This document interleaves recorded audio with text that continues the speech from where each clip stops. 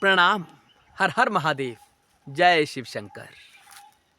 हमारे एक दर्शक ने एक प्रश्न पूछा कि कोई ऐसा मंत्र बताएं या कोई ऐसा योग बताएं जिसे जीवन में धारण करने से सफलता ही सफलता हमें प्राप्त हो, हमें कभी असफलता का मुंह ना देखना पड़े। तो उनके इसी बिंदु को मद्देनजर रखते हुए हम आज का वीडियो बना रहे हैं। अंत तक वीडियो अवश्य देखना, शेयर करना, क्योंकि आपको तो लाभ होगा ही, किसी और व्यक्ति को भी लाभ हो जाए, यह भी हमारा कर्तव्य होना चाहिए। तो वीडियो शेयर अवश्य करना। सूत्र हम आपको बताएंगे, जीवन में आपको धारण करना है। जब तक सूत्र को जीवन में धारण नहीं करोगे ना, सुन के उसे अनदेखा कर देंगे, सुना ना सुना एक समान कर देंगे, तो आपको लाभ प्राप्त नहीं होगा। इसलिए सूत्र को जीवन में धारण करना, आप अवश्य सफल होंगे। कोई भी कार्य होगा, उसी कार्य में आप सफल हो जाओगे। सूत्र किसने बताया? भवानी ने शंकर जी से पूछा कि हे महादेव, हे भोले बाबा, आप तो सारे रहस्य को जानने वाले हैं, इसलिए कोई ऐसा गूढ़ रहस्य हमें बताएं जिसे धारण करने से, जिसे जीवन में अपनाने से सफलता ही सफलता हमारे इर्द गिर्द रहे, असफलता हमारे नजदीक आए ही ना। तो शंकर ने कहा कि हे भवानी, आप सारे गूढ़ रहस्य को जानते हो, आपको प्रश्न करने की क्या जरूरत है? आप तो सारे रहस्य को जानने वाली हो। आपने यह प्रश्न अवश्य रूप से साधकों के फायदे के लिए पूछा है, जीव के उद्धार के लिए पूछा है, इसलिए इस प्रश्न का उत्तर मैं अवश्य दूंगा। मैं आपको एक ऐसा सूत्र बताऊंगा जिसे धारण करने से सफलता अवश्य प्राप्त होगी। साधकों, इसके अतिरिक्त अगर आप चाहते हैं कि जो मंत्र साधना हम आपको बताएं आपकी परिपक्व हो जाए, आपको उसमें सफलता अवश्य प्राप्त हो, तो आपने शंकर जी के संबंध में ज्यादा से ज्यादा ज्ञान अर्जित करना है। कोई भी ज्ञान आपके सामने आ जाए जिसका संबंध शंकर जी से हो, आपने उसे अवश्य प्राप्त करना है और जीवन में अवश्य धारण करना है। तभी कोई भी सूत्र हो आपके जीवन में कारगर होगा, आपके जीवन में प्रभाव डालेगा। तो शंकर ने कहा कि हे देवी, सुनो, ध्यानपूर्वक सुनो। जो यह मनुष्य का पिंड होता है ना, ये कब तक जीवित रहेगा?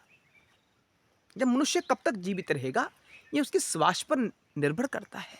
जब श्वास बंद हो जाती है तो मृत घोषित कर दिया जाता है, चाहे मर जाता है।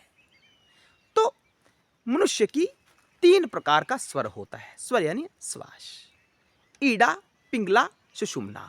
ईड़ा यानी खब्बे हाथ वाला जो छिद्र है ना नाक का, उसे ईड़ा स्वर कहते हैं, और जो सज्जे हाथ वाला होता है उसे पिंगला स्वर कहते हैं। अब इसी के ऊपर सफलता डिपेंड करती है, इसी के ऊपर सफलता आधारित है कि आप सफल होंगे या नहीं होंगे। आपको किसी ब्राह्मण देवता के पास जाने की आवश्यकता नहीं है मुहूर्त निकलवाने के लिए कि मैं अमुक कार्य आरंभ कर रहा हूं, मुझे इस कार्य में सफलता प्राप्त हो। कोई ऐसा मुहूर्त बताएं, आपको जाने की कोई आवश्यकता नहीं है। आप अपना मुहूर्त स्वयं निकाल सकते हैं। कैसे? सूत्र हम आपको बताने वाले हैं। वीडियो अंत तक अवश्य देखना और आगे शेयर अवश्य करना ताकि सबको लाभ प्राप्त हो सके। तो साधकों, शंकर जी ने कहा कि हे भवानी, जब भी घर से किसी कार्य को करने के लिए निकलो, कोई भी कार्य हो, हम संसारी लोग हैं ना, तो संसार में विभिन्न प्रकार के कार्य करने पड़ते हैं, चाहे उद्देश्य धन हो, कोई भी उद्देश्य हो सकता है।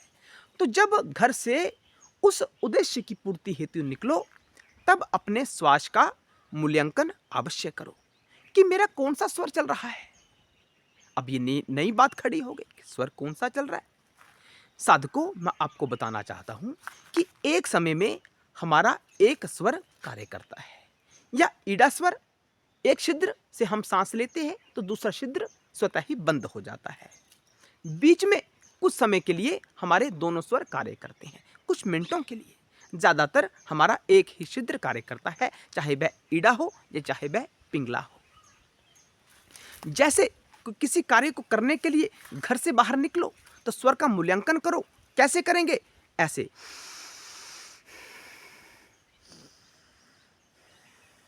मेरा यह स्वर बंद है, केवल यही स्वर कार्य कर रहा है। तो जब मैं अपने घर से निकलूंगा ना किसी कार्य को करने के लिए, तो मैं पहला कदम, खब्बा कदम आगे बढ़ाऊंगा। कौन सा कदम? खब्बा। तो जिस कार्य को करने के लिए मैं घर से निकलूंगा, वह मेरा कार्य अवश्य सफल होगा। इस विधि को चाहे आजमा लेना, आजमाने से ही बात बनती है ना। तो जब आपका सज्जा स्वर चल रहा हो, यानी पिंगला स्वर चल रहा हो, तो घर की दहलीज से पहला कदम सज्जा पैर निकालना बाहर, आपका कार्य अवश्य सफल होगा। और जब आपका स्वर दोनों शुद्रों से बराबर चल रहा हो, तो उसे सुषुम्ना स्वर कहते हैं। तो इस स्वर में कभी भी कोई सांसारिक कृत्य नहीं करना चाहिए, नाश हो सकता है।